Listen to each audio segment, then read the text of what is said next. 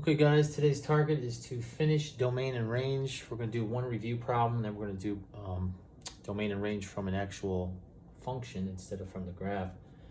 Then I'm going to teach you about axis of symmetry and y-intercepts, which are really not that hard.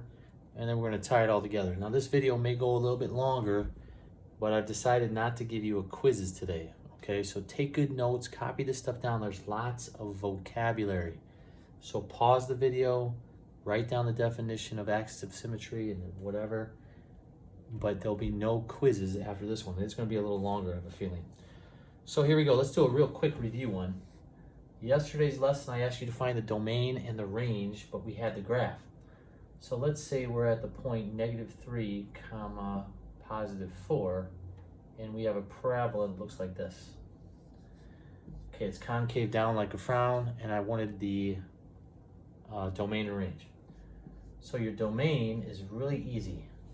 This thing goes left forever, it goes right forever, it hits every single x value in the world. If I go to the right forever, this thing will go down and to the right forever. So the domain for all of these problems is going to be -infinity to +infinity. Okay, the range. We start off with the lowest point and we work our way up to the highest point. So this thing goes down forever. So it's starting off, the lowest point is -infinity. And then it goes up to this high point right there. And remember, range are y values. So y values, my highest y value on this graph would be 4. And since it's on my graph, it gets a bracket. Okay, that means that 4 is included.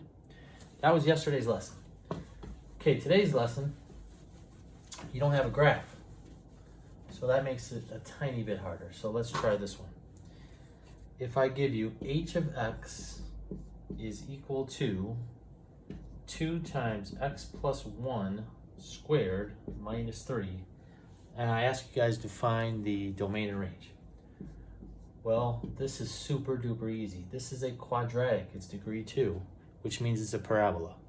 So the domain for any parabola in the world is -infinity to +infinity. It's all real numbers. Okay, our range, a little bit harder here. You have to remember that this is vertex form, and to get the vertex of our parabola, this is from last week's lesson, you take the opposite of that sign, so it's -1, and then this sign stays the same, so it's -3. That's the vertex of our parabola, and since this a value is positive, it's concave up like a cup. So this low point, or minimum value, is my vertex, and that vertex is -1, -3. Okay? So let's talk about the range. What's the lowest y value on this graph? Well, the lowest y value here is this -3, and it's included. And then the highest y value, this graph goes up forever, so the highest y value would be +infinity. So there you go. We got the domain and the range by making a quick sketch of our graph. And it was pretty easy to do after that. Once you get this graph, it's really easy to get the domain and the range. Let's try another one. Okay, what if I give you this? F of x is equal to -5x plus 1.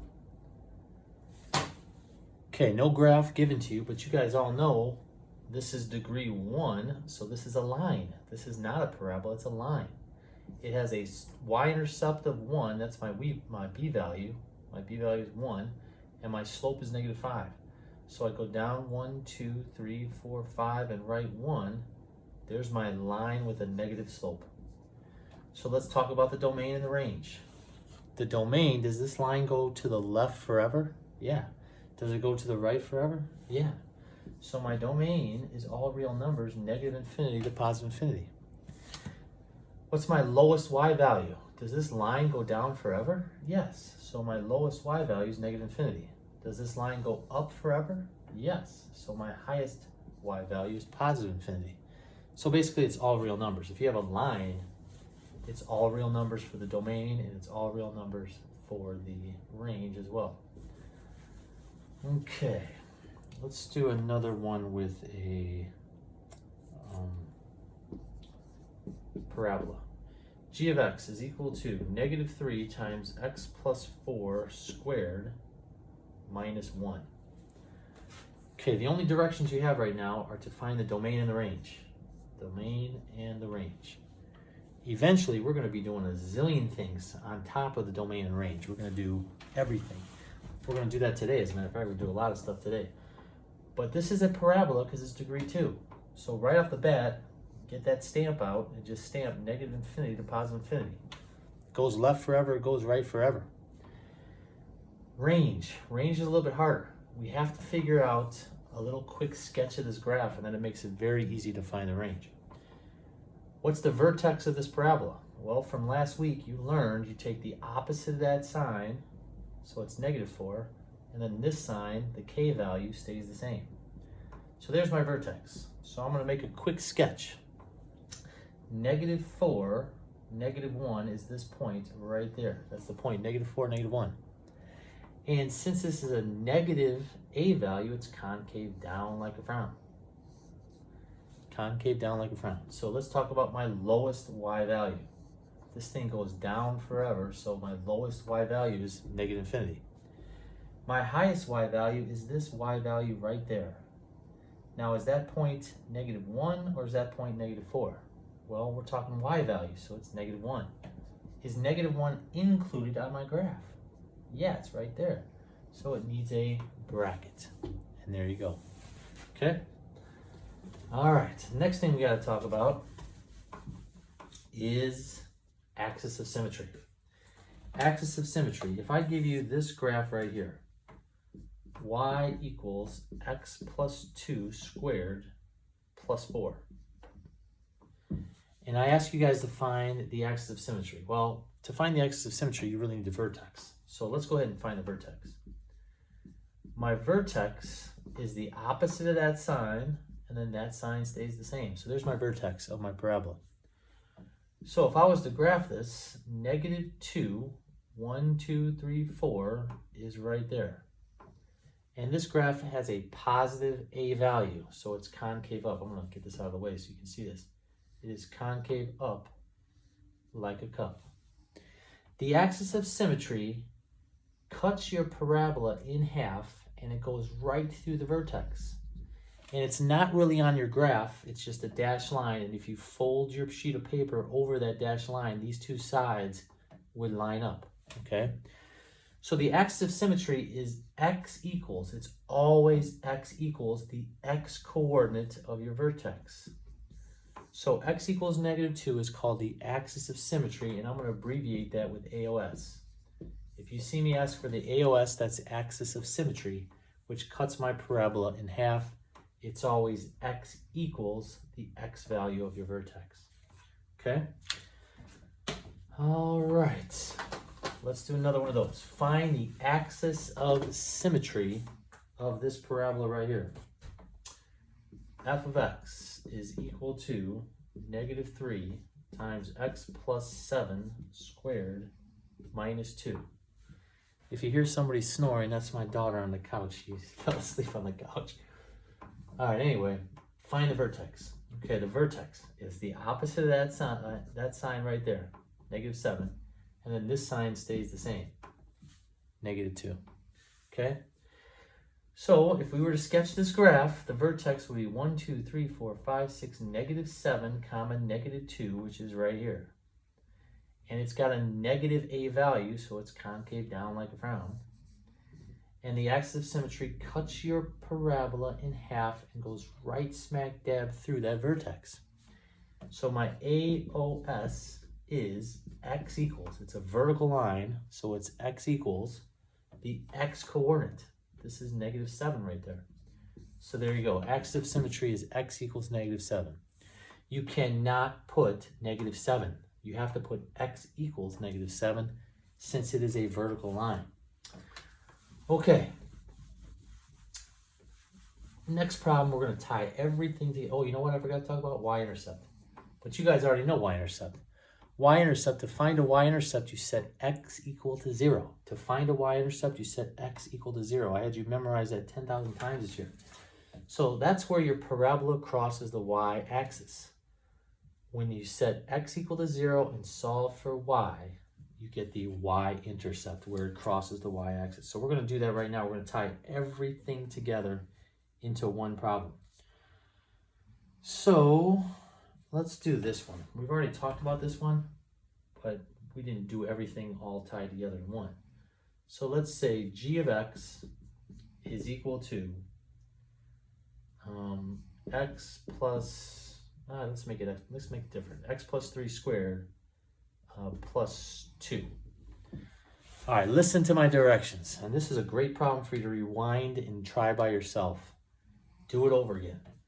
I want you guys to find the concavity.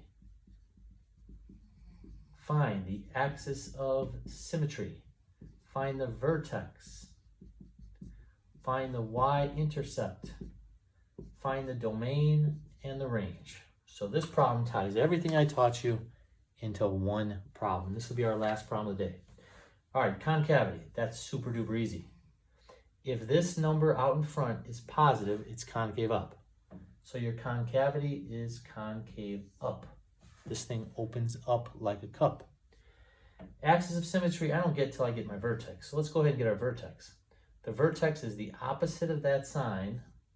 So it's -3. And then this sign stays the same. It's a +2, so that sign stays the same. And this is called h comma k. When we're talking about vertices, we say h and k. Your h is the opposite of that sign.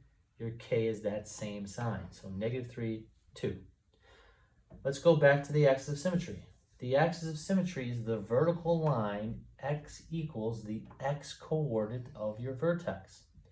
So x equals -3 will cut that parabola in half and go right smack dab through the vertex of -3, 2. Okay, y-intercept. To find a y-intercept, you set x equal to 0. So let's set this guy equal to 0. What's 0 plus 3? 3. What's 3 squared? 9. And then 9 plus 2 gives us what? A y-intercept of 11. That means this parabola is crossing up at 11.